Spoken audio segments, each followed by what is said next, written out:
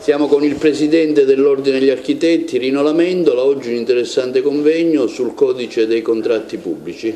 Sì, parliamo proprio del tema dei lavori pubblici, così come recepito in Sicilia dalla legge regionale 12, che ha introdotto una serie di modifiche importanti, preziose, oserei dire, per aprire il mercato dei lavori pubblici ai giovani, agli studi professionali medio-piccoli, ai professionisti di talento che sono in grado di produrre architettura di qualità, anche se non sono in possesso di quei fatturati che vengono richiesti oltre lo Stretto di Messina per partecipare ad una gara. La legge 12 poi introduce una serie di semplificazione per l'approvazione dei progetti. In Sicilia l'approvazione dei progetti sarà molto più veloce che nel resto d'Italia e questo offrirà alle stazioni appaltanti un'opportunità in più per poter meglio accedere ai fondi della programmazione comunitaria 2021-2027 e fondi del PNRR. Quindi in buona sostanza questa legge ci soddisfa, ci piace. Abbiamo apprezzato il lavoro svolto dal governo regionale, il lavoro svolto dai parlamentari che hanno sottoscritto gli emendamenti da noi proposti, abbiamo apprezzato anche il lavoro svolto dal Dipartimento regionale tecnico e non per ultimo il comportamento responsabile dell'opposizione, che è stata costruttiva e che ha votato la legge inserendo peraltro modifiche che hanno arricchito di contenuti il testo originario. Tra i relatori di questo interessante convegno anche il professore Gaetano Armao. Sì, oggi affrontiamo il tema cruciale della realizzazione di regole chiare, trasparenti, di veloce applicazione per le opere, i servizi e le forniture pubbliche.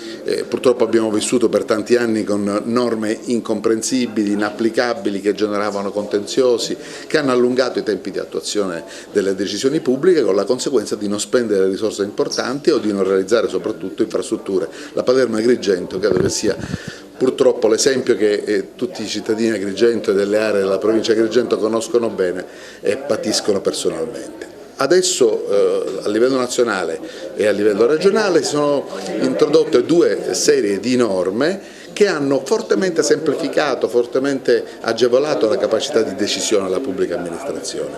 Questa volta la Regione è stata tempestiva, questa volta la Regione ha evitato di aggravare la regolazione del settore con norme incomprensibili o di difficile applicazione. Il quadro è molto più chiaro e questo velocizzerà notevolmente la spesa e soprattutto la realizzazione di infrastrutture. Oggi un importantissimo evento che dimostra ancora una volta la grande sensibilità dell'Ordine degli Architetti di Agrigento, presieduta da Rino Lamendola, sui temi che interessano tantissimo la nostra libera professione. Lo ringrazio di avermi chiamato per un tema della gestione delle opere pubbliche, che è quello della direzione dei lavori, dove noi architetti oggi ci confrontiamo con imprese sempre meglio organizzate anche sotto il profilo tecnico e dove la norma ci consente oggi di acquisire un ufficio di direzione dei lavori con i colleghi che ci possono coadiuvare nel sistema del cantiere.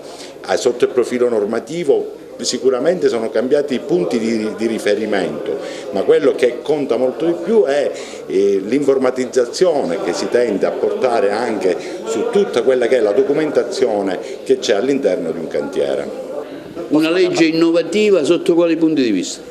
Ma è innovativa anzitutto perché a livello tecnico finalmente riconosce la parte della tecnologia BIM e della digitalizzazione per le amministrazioni, che da gennaio 2025 diventerà obbligatoria, e questa sarà la svolta, un'enorme opportunità per tutta la Sicilia e soprattutto mi auguro per i giovani. Io sono Gianluca Oreto, ingegnere e direttore responsabile di lavoriPubblici.it, che è un portale di informazione tecnica dedicato al settore dei lavori pubblici e delle costruzioni a 360 gradi. Questo pomeriggio si propone non solo come giornata di approfondimento sui temi che riguardano il codice dei contratti pubblici, con particolare riferimento alla regione siciliana, ma soprattutto come momento di confronto proattivo tra tutti i professionisti che si occupano di lavori pubblici nella regione. Quindi parliamo di liberi professionisti, dirigenti che lavorano all'interno della pubblica amministrazione e mondo della politica, perché non dimentichiamo che la legge di recepimento regolamento numero 12 del 2023 è stata realizzata grazie al supporto di tutte le professionalità della nostra regione, quindi dalla politica fino ai professionisti.